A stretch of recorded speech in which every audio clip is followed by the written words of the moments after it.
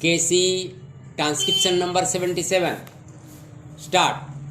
Mr. Vice Chairman, sir, the compulsory deposit scheme which was introduced in 1974 was partially withdrawn in 2007 for the lower income group, and it has continued for income groups having an income of rupees 5 lakhs and above per year. Sir, the objective of the bill is laudable as being anti-inflationary and to save what is called conspicuous consumption. But is the government really serious about the whole matter? Sir, it has been reported in the press that the government wants to impound 50% of the dearness allowance due to the central government employees. Why has this dearness allowance become due? It became due from the month of March and May this year because the average 12 monthly index crossed 400 and 408 respectively. Not only that, last month a third installment has become due because the industrial consumer price index has gone up to 453.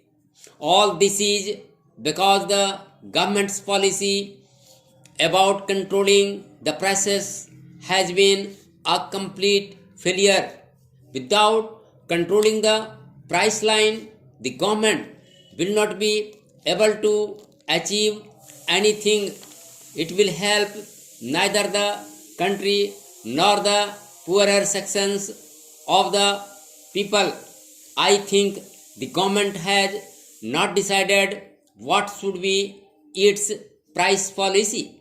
The price policy has to be integrated with the policy relating to incomes and wages, and unless this policy is settled by the government, it is no use having only the compulsory deposit scheme against those who are regular monthly salaried workers or those of higher income groups.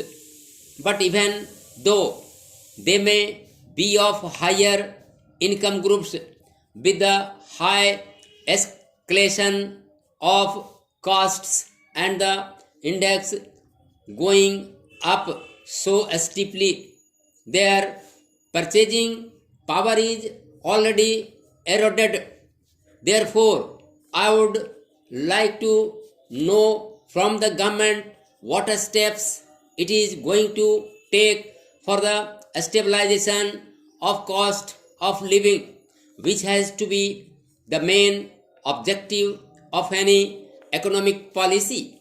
Sir, a stabilization of cost of living has been given ago by nothing has been done to control the prices. On the other hand, black market and a parallel economy are flourishing. Prices of ordinary vegetables like the cauliflower are rupees 25 per kilo, and tomatoes are selling at rupees 28 per kilo. Everything has become so costly. Still, the government wants to attack those people who are only wage earners and whose incomes are fixed.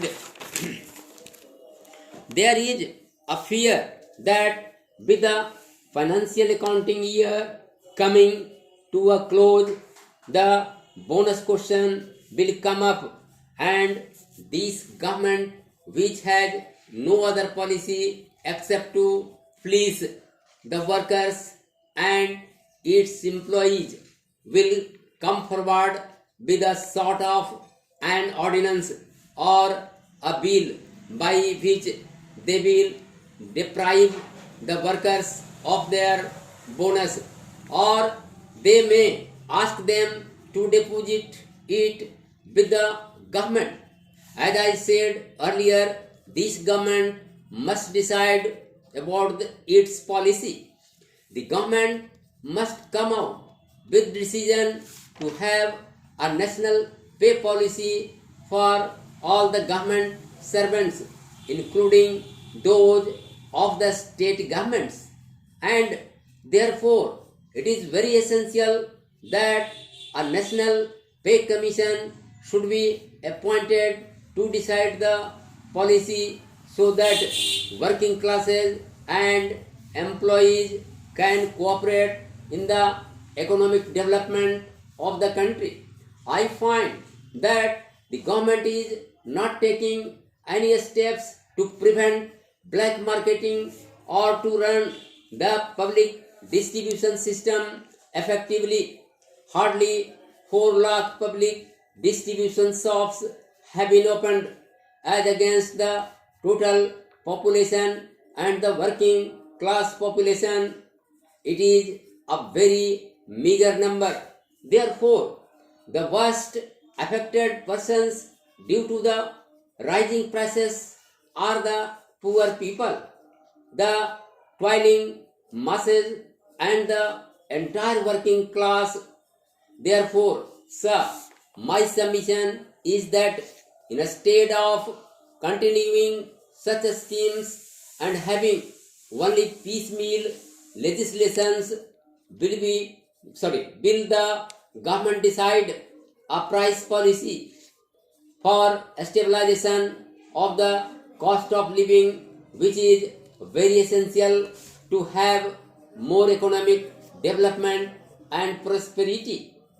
If they really want the employees to be partners in industry, the government must accept in principle that the fruits of prosperity must be shared by the working classes, and therefore the time has come when participation of labor in management has got great importance. Otherwise, we are caught in such a vicious circle that no progress can be made. What is happening now is the rich are becoming richer and all the black marketeers are having a field day. We have heard of the prices of land in Bombay and other things, and how everything is being exploited by the big businessmen, smugglers, and others who are having a field day in the country. Therefore, I am opposed to this type of ordinances. Sir, the government has adopted a novel method for solving the economic problems of our country. When the budget was presented, they did not spell out the terms. In fact, a bill with the necessary fiscal measures should have been thought of when the budget was presented. But in the budget session, nothing was done. Recently, the prices of petrol and other petroleum products were increased without any indication in the budget.